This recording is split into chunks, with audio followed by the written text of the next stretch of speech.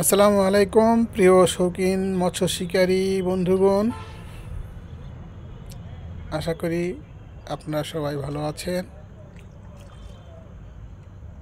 আজকে বরাবরের মতো তৃতীয় সপ্তাহে একই পুকুরে টিকিটে মাছ ধরতে আসছি।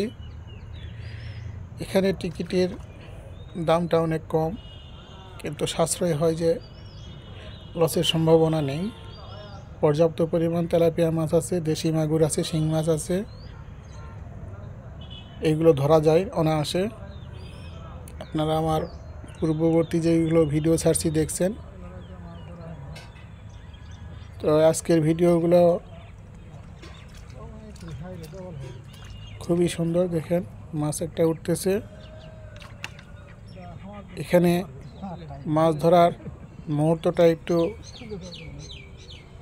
অন্য ধরনের মজা।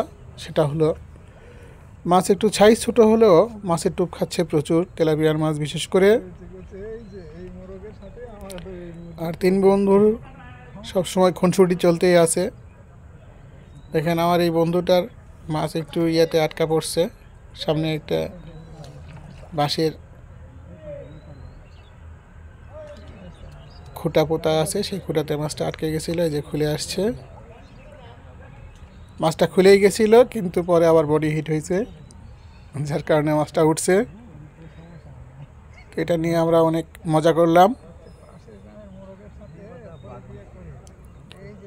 মাছ ধরার মুহূর্তটা সবসময় একটু উপভোগ করা যায়, কারণ হচ্ছে টিকিট পুকুরে বিশেষ করে সবসময় একটা টেনশন কাজ করে, এবং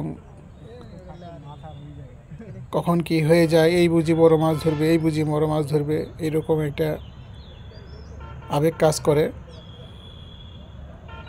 তো আসলে টেনশন নিয়ে মাছ ধরা যায় না, সবসময় একটু ফ্রিলি থাকতে হবে।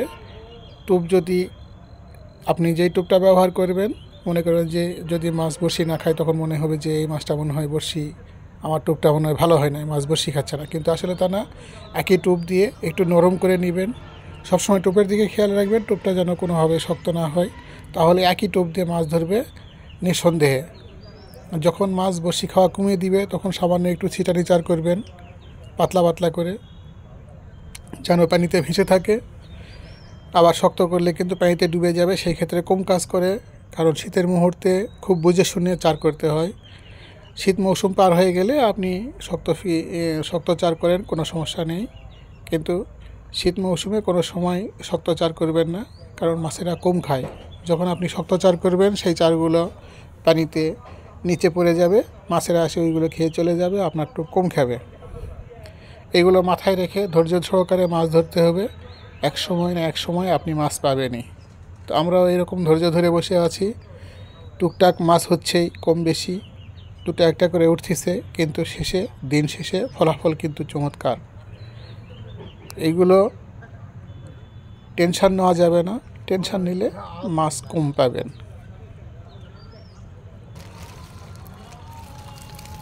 আমরা তিন বন্ধু এইভাবেই মাছ ধরলাম। দেখুন আমাদের দুইটা নেটে আমরা কতগুলো মাছ ধরছি। দিন শেষ, সন্ধ্যা লাগতে লাগতেই উঠে যাচ্ছি, শীতের দিন। তো দিন শেষে ফলাফল কিন্তু চমৎকার। এইভাবে আপনাদের কাছেও অনুরোধ থাকবে, আপনারা ধৈর্য সহকারে মাছ ধরবেন। বিশেষ করে টিকিট পুকুরে, খালে বিলে যেখানেই যান, সেখানেই ধৈর্য ধরতে হবে। আমার ভিডিওটা ভালো লাগলে লাইক দিয়ে পাশে থাকবেন। পরবর্তী ভিডিও দেখার আমন্ত্রণ জানাচ্ছি। আল্লাহ হাফেজ, আসসালামু আলাইকুম।